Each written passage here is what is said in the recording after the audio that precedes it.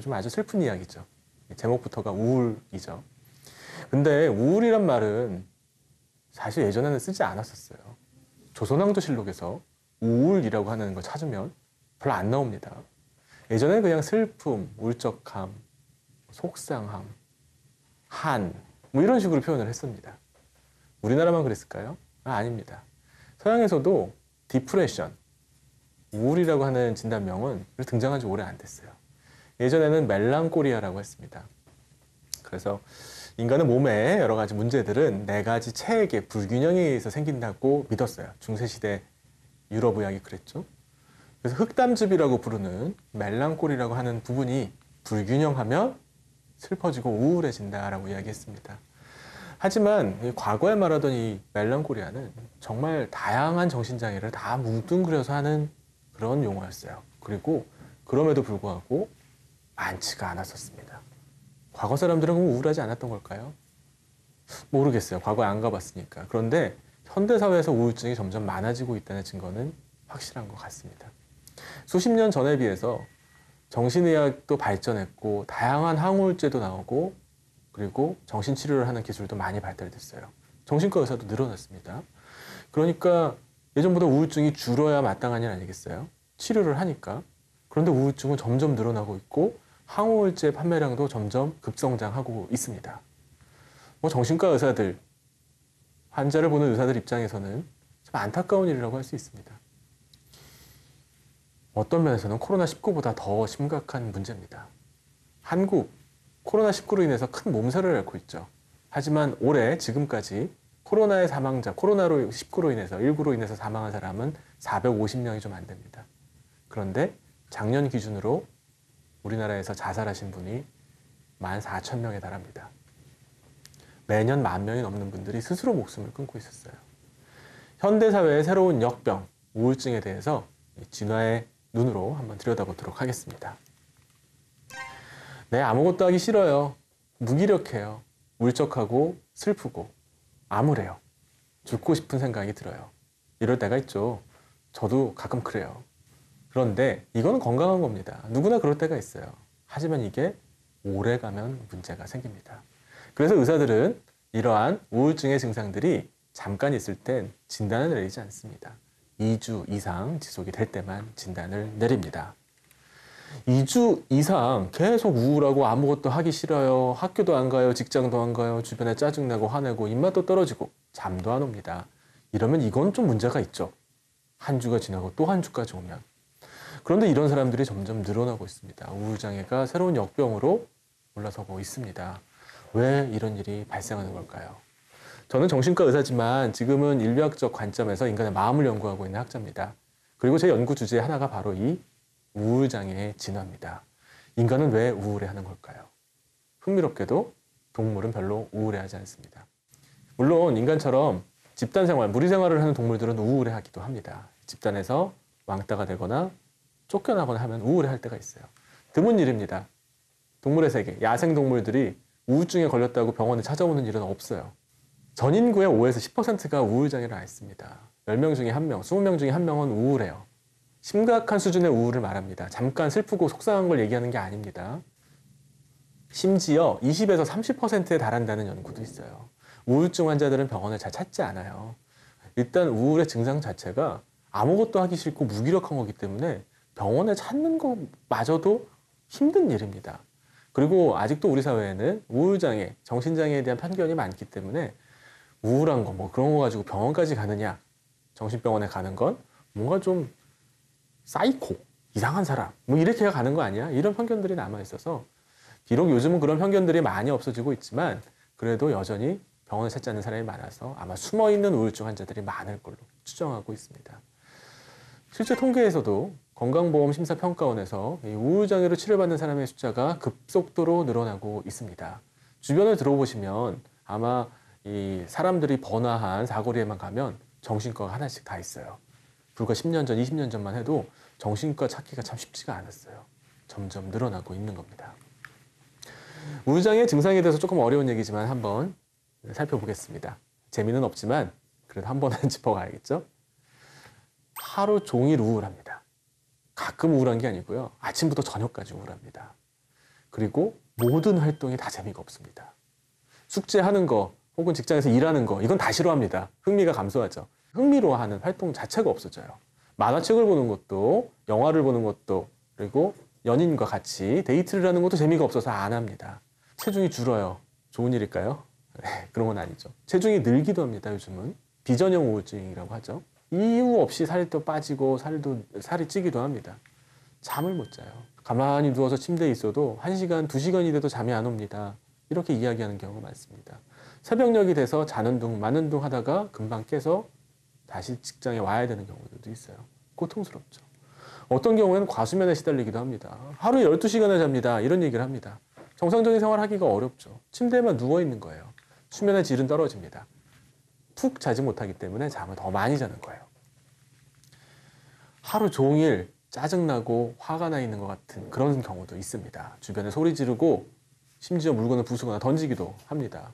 욕하고 혹은 반대로 정신운동 지체라고 하죠. 운동도 느려지고 움직임도 느려지고 굼떠집니다. 주변에서 같이 일을 하는 데 있어서도 평소 같으면 1시간이면 처리할 수 있었던 일인데 2시간, 3시간이 걸려도 일을 못하는 거예요. 내가 왜 이러지? 내가 왜 이러지? 그리고 자기 비난에 빠집니다. 자신을 욕하고 비난합니다. 나 같은 사람 필요하진 않아. 나는 가치가 없어. 나는 죄 지은 사람이야 라고 하는 죄책감을 가지게 됩니다. 느닷없이 주변 사람한테 전화해서 미안해, 잘못했어 이런 얘기를 해요. 술 취해서 술주정하는 게 아닙니다. 맨정신일 때 그래요. 집중이 안 돼요. 사고력도 떨어집니다. 결정곤란을 가지게 돼요. 이러지도 저러지도 못해요.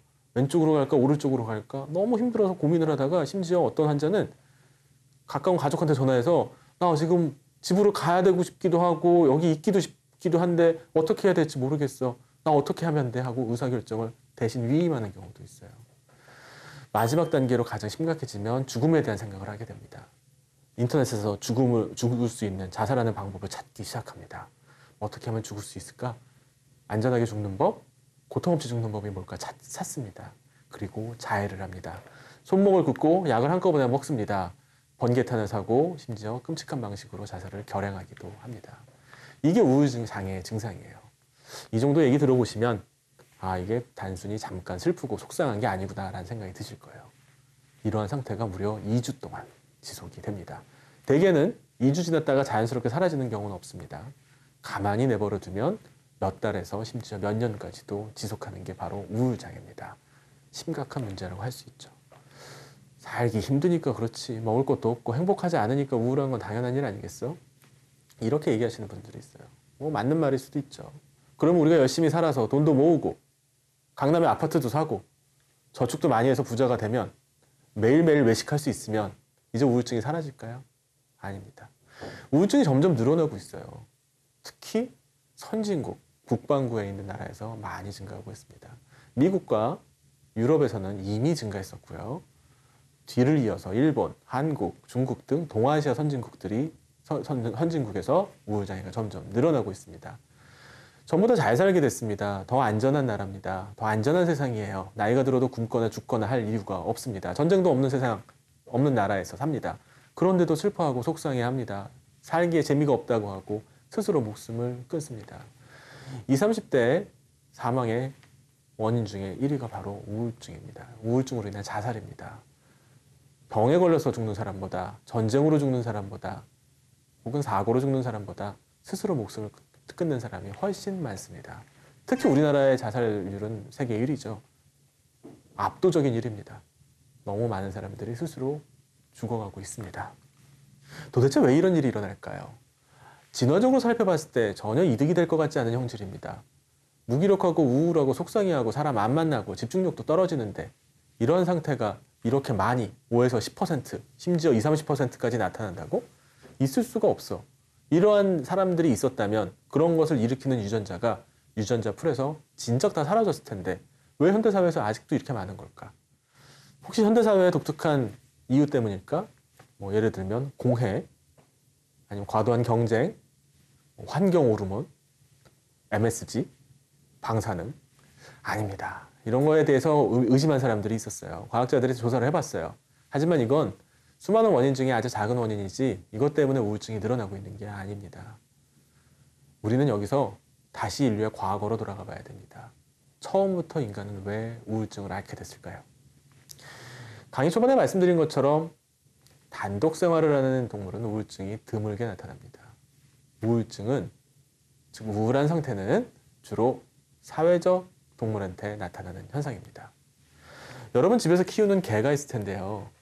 우울해하는 개 보신 적 있으실 거예요. 슬퍼하는 게 있습니다. 속상해하는 게 있어요. 학대받으면 그래요. 그런데 우울해하는 북극곰 보신 적 있으세요? 북극곰이 우울해한다면 아마 사진 찍기, 다큐멘터리에 실기 참 좋을 거예요.